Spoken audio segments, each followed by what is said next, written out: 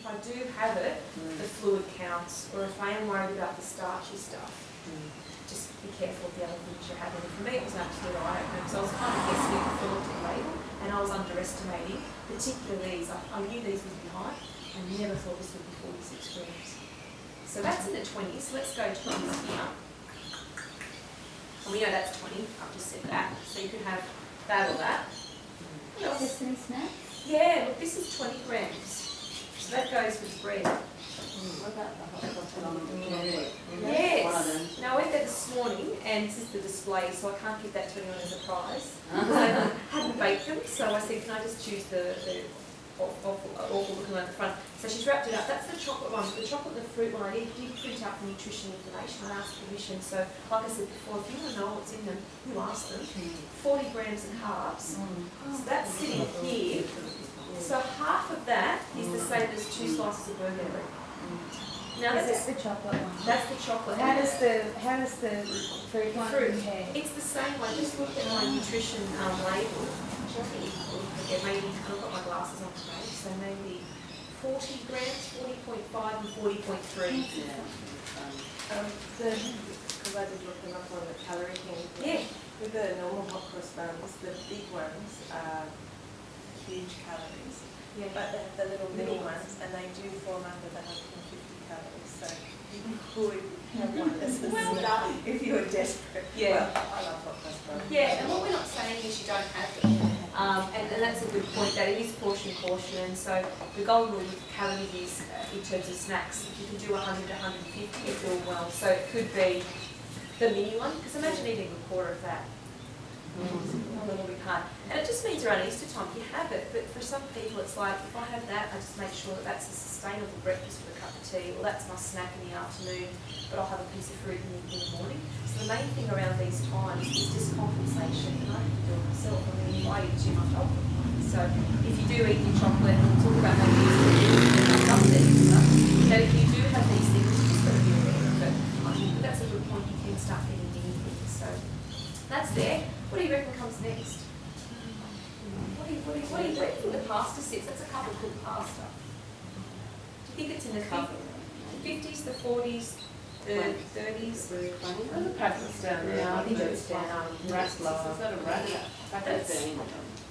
This is about 35, so that's sitting with the drinks. Okay. Now, if you look at Calorie King, it will go between 30ish to 40-something grams of pasta. You can do the slim pasta if you want. I mean, it's entirely up to you. But if you can portion it. So the wrap bread, what do you think? Where do you think that comes in? That's a Model Valley one. I've picked that out of for a reason. A slice of that. So you think it's the 50s, the 40s, the 30s, the 20s? 20. Yeah, it's 19 grams. Now, when I went there this morning, I actually went and looked at Lebanese bread. And a slice of Lebanese bread has 56 grams of carb.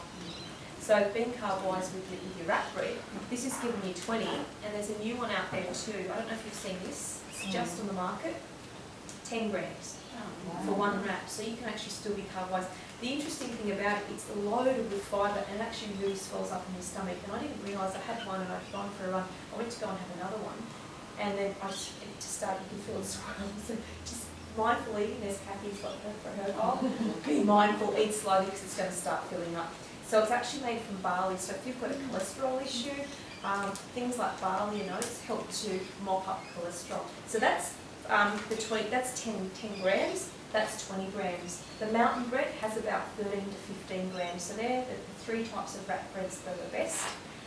In terms of how much you want to aim for around lunchtime or meals, no more than 30 grams of carbs. So if you're having Lebanese bread, you can see it blows over. If you can do 30 grams or less at a meal, that'd be great. Tell me in terms of,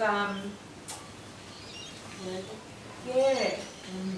So we've got 50s, 40s, 30s, 20s, we've got 15 here and 10. Yeah, it's 30, you're right, Andrew. 30 grams. So dairy's carbohydrate because it's got lactose in it, and lactose is a type of sugar. So in terms of sugar, let's put that there. Anything that the golden rule is anything ending in OSC means sugar.